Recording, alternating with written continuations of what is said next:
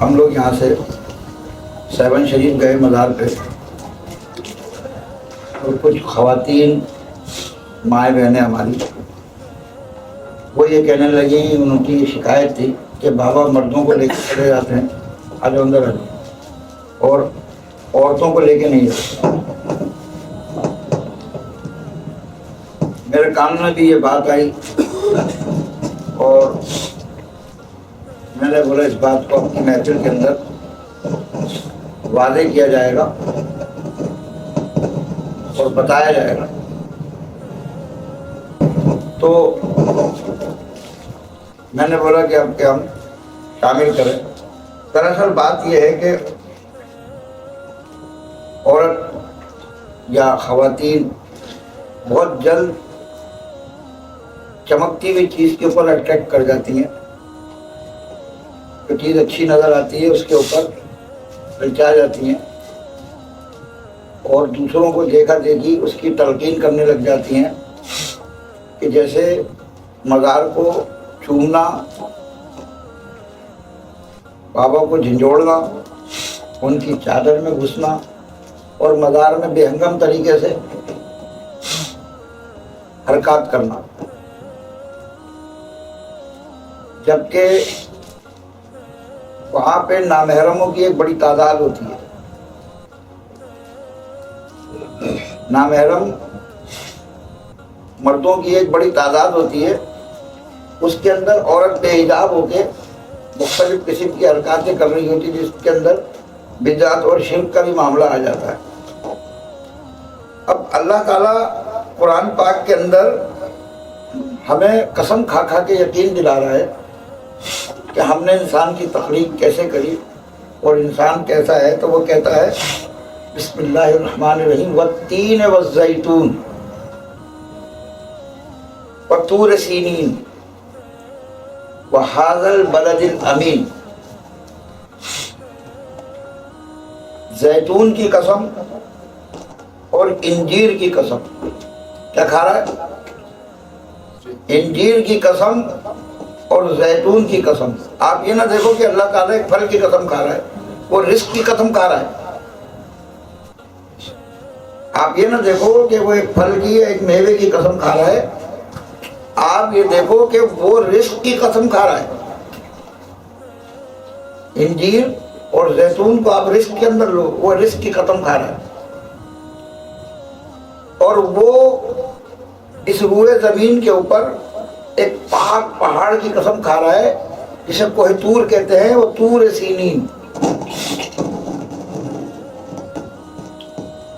اس پہاڑ کی قسم کھا رہا ہے جس کے اوپر اس نے اپنی تجلی گرائی،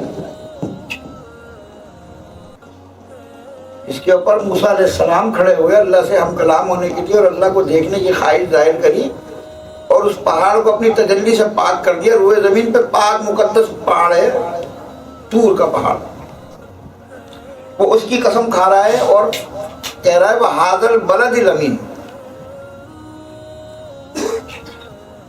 اور پاک شہر کی یعنی مکے کی قسم، وَهَذَا الْبَلَدِ الْأَمِينِ، مکے کی قسم، امن والے شہر کی قسم۔ اس کے بعد کہتا ہے لَقَدْ خَلَقْنَا الْإِنسَانَ فِي أَحْسَنِ تَقْوِيمٍ۔ کیا کہہ رہا ہے؟ وَلَقَدْ خَلَقْنَا الْإِنسَانَ فِي أَحْسَنِ تَقْوِيمٍ، ہم نے انسان کو بہت اچھی صورت میں پیدا کیا۔ کیا کہہ رہا ہے؟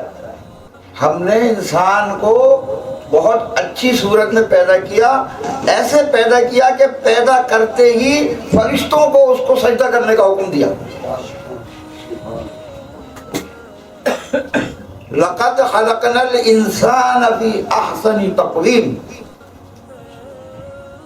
کہ ہم نے انسان کو اتنی اچھی صورت میں پیدا کیا کہ ہم نے جیسے ہی اس کے اندر روح ڈالی، ہم نے اس کے اندر جان ڈالی اور فرشتوں کو حکم دیا کہ اس کو سجدہ کرو۔ تمہاری تخلیق اللہ نے کیا کر دی؟ وہ فرشتے، وہ ملائک جو رات اور دن صرف اللہ کو سجدہ کر رہے ہیں، اللہ نے انہیں حکم دیا کہ تم انسان کو سجدہ کرو، حضرت انسان کو سجدہ کرو، اور وہ ملائک جو اللہ کو سجدہ کرتے تھے صرف، وہ تمہارے کو سجدہ کر رہے ہیں۔ اللہ نے تمہیں کتنا احسن طریقے سے اور کتنا اچھا پیدا کیا۔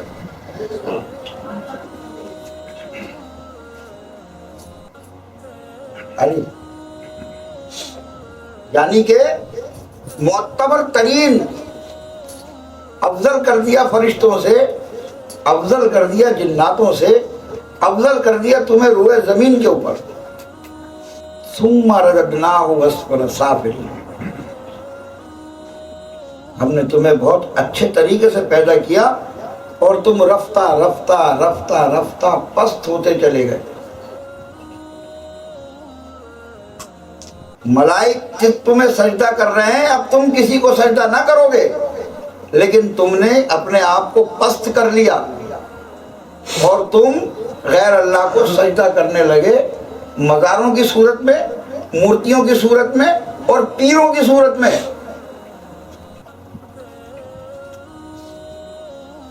سجدہ کرنے لگ گئے،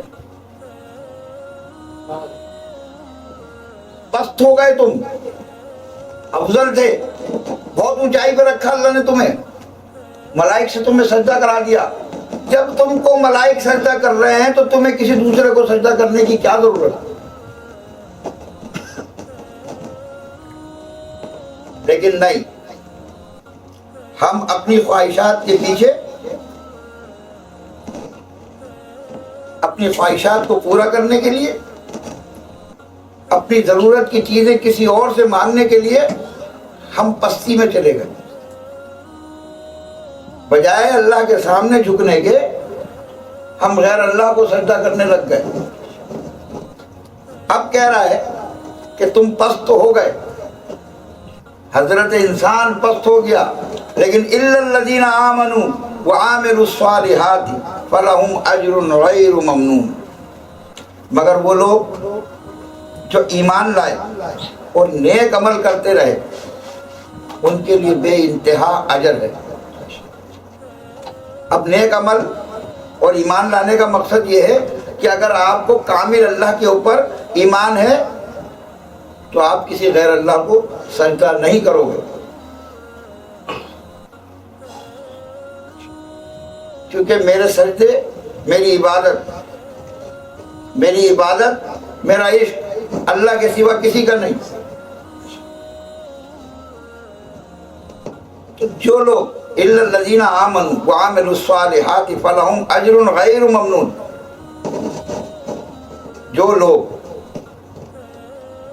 ایمان لائے، اب ایمان تو یہی ہے نا کہ اللہ نے کہہ دیا کہ میں ہوں بس، تو یہاں ایمان مکمل ہو گیا، میرے سوا کوئی عبادت کے لائق نہیں، میری سنو میری، اور میں کہتا ہوں میری سنو اور میرے رسول کی سنو، محمد صلی اللہ علیہ وآلہ وسلم کی سنو، اطیعوا الرسول پہ رہو، اطیعوا الرسول کے اوپر رہو گے تو اطیعوا اللہ خود بخود ہو جائے گا، کیونکہ رسول اللہ کوئی ایسی بات نہیں کریں گے جو ان کی اپنی مرضی کی ہوگی، نہ انہوں نے کری ہے، وہ تمام باتیں وہ کریں گے جو اللہ نے ان کو کہی ہے کہ تم یہ باتیں مخلوق تک پہنچا دو۔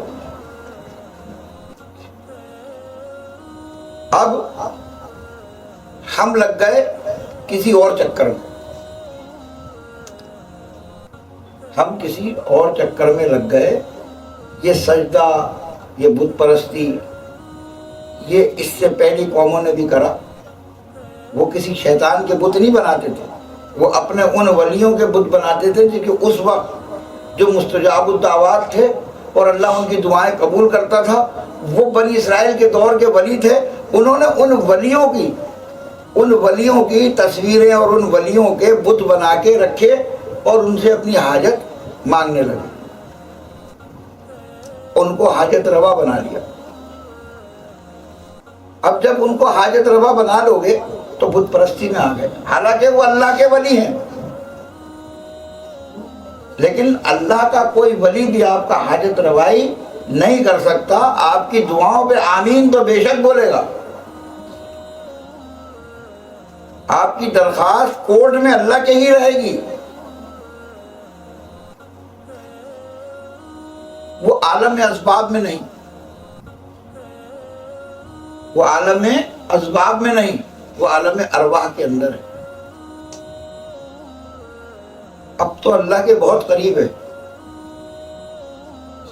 اب تو اللہ کے بہت قریب ہے، کیسے نافرمانی کر جائے گا اللہ کی؟ اب تو وہ بہت اچھی طرح دیکھ رہا ہے کہ اس دنیا سے اس دنیا منتقل ہونے کے بعد کی دنیا کیا ہے، اسے تو پتا ہے، وہ جنت و دوزخ کے درمیان ہی تو بیٹھا ہوا ہے ابھی، وہ کیسے یہ سب کچھ دیکھتے ہوئے دوزخ کو خرید لے گا؟ جو اللہ اس کو حکم دے گا، یہ تجھے چاہتا ہے کیا میں تیرے کو تھوڑی دیر کے لیے اجازت دیتا ہوں،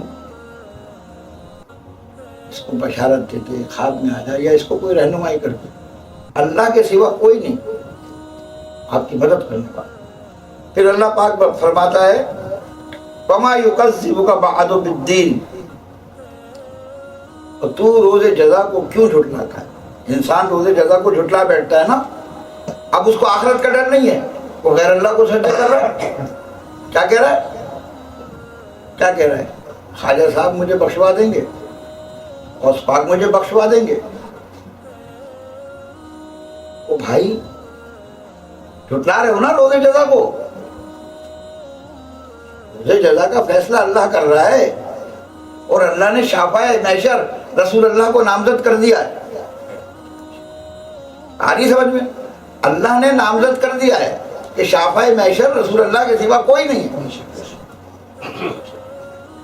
تو پھر کیسے کوئی پیر کوئی ولی اپنے مریدوں کو بخشوا سکتا ہے ماں سوائے اس کے کہ وہ ان کے اعمالوں کو اتنا تر و تازہ کر دے کہ وہ لقد خلقنا الانسان فی احسن تقویم کے اوپر پورا اترے۔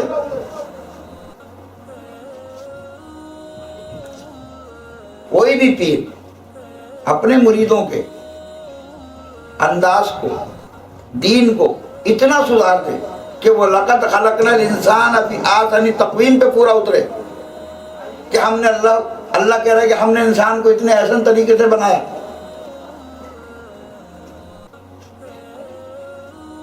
وہ کہتے ہیں نا کہ ایک بندے کی پارسائی اور اس کی عبادت ایسی کہ فرشتے اس کے دامن پہ نماز پڑھتے ہیں، سنا ہوگا یہ محاورہ۔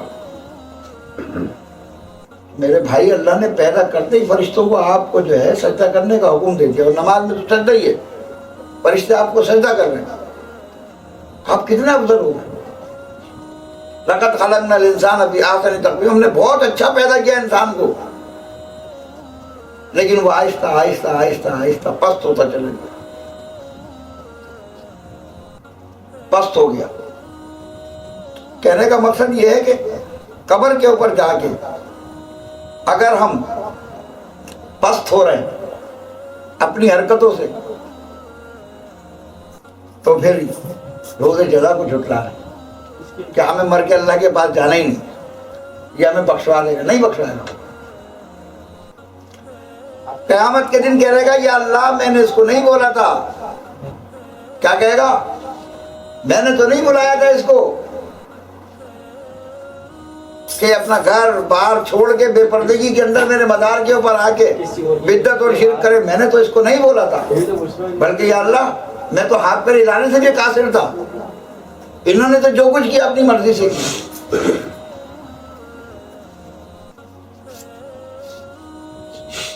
پھر کہہ رہا ہے الیس اللہ باحکم الحاکمین،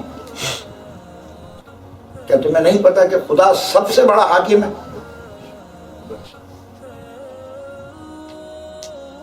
کہ ان لوگوں کو نہیں پتا جو اپنے آپ کو لقد خلقنا الانسان فی احسن تقویم کے اوپر نہیں سمجھ رہے ہیں،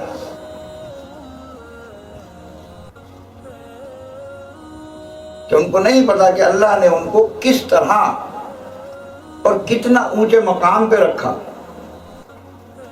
یہ تو ایک سورہ والتین کی، اس کے اندر اللہ نے انجیر کی قسم کھائی، اس کے اندر اللہ نے زیتون کی قسم کھائی، اس کے اوپر اللہ نے اس پاک پہاڑ کی قسم کھائی جس کے اوپر اس نے اپنا دیدار پھینکا، اس کے اندر اللہ نے اس شہر کی قسم کھائی ھذا البلد الامین، جو مکہ شہر ہے اور امن کا شہر ہے، جہاں آپ حج اور عمرے پہ جاتے ہو اور اپنی عبادتوں کو مکمل کرتے ہو، اس کی قسم کھا رہا ہے، اس کی قسم کھا کے تمہیں یقین دلا رہا ہے کہ بھائی میں نے تمہیں بہت اچھا پیدا کیا، اتنا اچھا پیدا کیا کہ تمہارے پیدا ہوتے ہی تم کو ملائک نے سجدہ کیا، پھر تم کیوں پست ہو رہے ہو؟ کیوں تم اللہ کو نہیں ڈھونڈ رہے؟ کیوں تم مصلی پہ سجدہ نہ کر کے کسی مزار پہ سجدہ کرنے کے چکر میں لگے ہوئے؟ ہم بھی جاتے ہیں مزار پہ، ہم بھی جاتے ہیں، لیکن مزار پہ جانے کا کیا تمہیں طریقہ آتا ہے؟ کیا وہ عقیدت کو احترام ہے؟ کیا مانگنے جاؤ گے؟ داتا اولاد دے دے؟ دادا پیسہ دے دے؟ کیا مانگو گے؟ تم تو اللہ سے پیسے، اولاد، کاروبار اور اس کے علاوہ تو کچھ مانگتے نہیں ہو۔ اللہ سے آخرت کب مانگتے ہو تم؟ ہر نماز کے بعد پیسے، اولاد، نوکری، ترقی، بچوں کی اچھی تعلیم، اس کے علاوہ اور کیا مانگتے ہو؟ تم نے اللہ سے مانگنا اسی، اللہ نے ان سب چیزوں کو تو دینے کا وعدہ کیا ہوا ہے تم سے۔ اللہ نے ان سب چیزوں کا تمہیں دینے کا وعدہ کیا ہوا اور وہ دے رہا ہے، تو اب تمہیں کیا مانگنا ہے؟ اب تم نے اپنے آخرت مانگنی ہے، اب تم نے اپنے گناہوں کی توبہ مانگنی ہے، اب تم نے اس کا فضل مانگنا ہے۔ لیکن ہم کیا مانگ رہے ہیں؟ پیسہ دے دے، مال دے دے۔ اب جس بزرگ کے پاس تم جا رہے ہو، اس کے پاس جا کے بول رہے ہو کہ بابا مجھے 1,00,000، 2,00,000، 10,00,000، 20,00,000، 50,00,000، 1 کروڑ، 10 کروڑ روپے چاہیے، دے دو۔ او بھائی، وہ جو اللہ والا اس قبر کے اندر ہے، اس نے ساری زندگی پیسوں کو اپنے لیے زہر سمجھا، اور تم اس کے چاہنے والے ہو، تم اس کے عقیدت مند ہو، وہ اپنے سے محبت کرنے والوں کو کیا زہر دے گا؟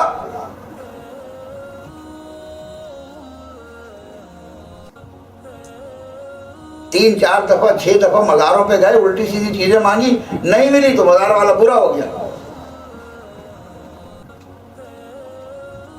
پھر مزار والا برا ہو گیا، وہ کرنٹ نہیں ہے جی، اس میں کرنٹ ختم ہو گیا۔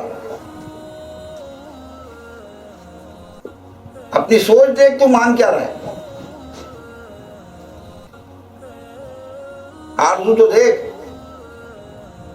60 سال 70 سال کی زندگی ہے یہ، 20 سال تمہارے لڑکپن کے گزر جاتے ہیں، 30 سال تمہاری جوانی کے گھر گرہستی میں بیوی بچوں کے اندر لگ جاتے ہیں، آخر کے 20 سال تمہارے بڑھاپے کے ہڈیاں سینکتے ہوئے گزر جاتے ہیں۔ لیکن آگے جو تمہیں جینا ہے اس کے لیے کوئی سوچ رہا ہے؟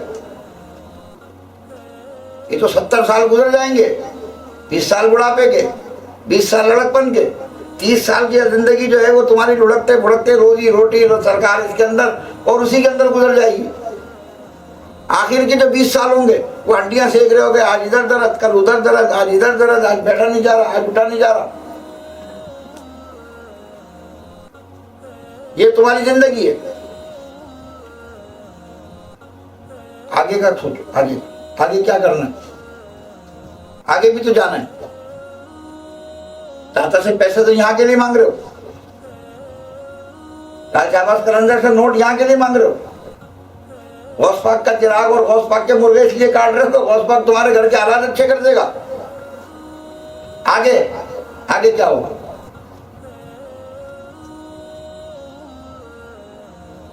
آگے کیا ہوگا؟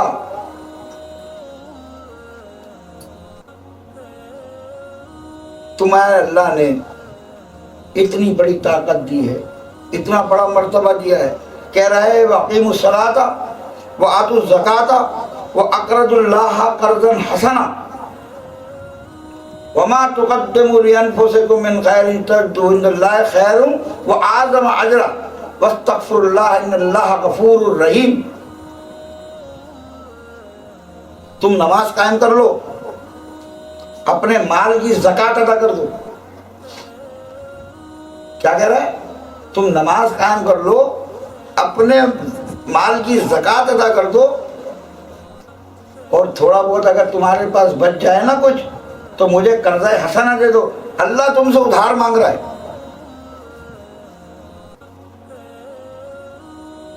कितनी बड़ी इज्जत दे दी तुम्हें, सारे जहां के खजानों का मालिक,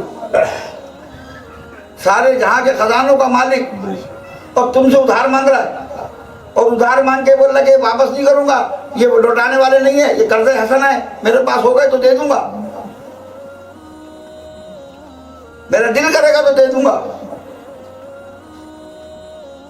कितनी बड़ी इज्जत दे दी तुम्हारे को, तो सोच रहे हो, आ रहा है समझ में कि अल्लाह ने तुम्हें किस मकाम पे रख दिया। IMF तुमसे लोन मांग रहा है, समझो। पाकिस्तान जैसे मुल्क से IMF लोन मांग रहा है। हम तो सारी जिंदगी टिनट्टी वाले बाबा पे, क्लिफ्टन वाले बाबा पे, अब्दुल्ला शाह गाजी बाबा पे, यूसुफ शाह बाबा पे, लाल शाहबाज कलंदर पे, सब जगह जाके हम पैसा मांग रहे हैं। और जो सारे जहानों का अलैहि सल्लल्लाहु अलैहि वसल्लम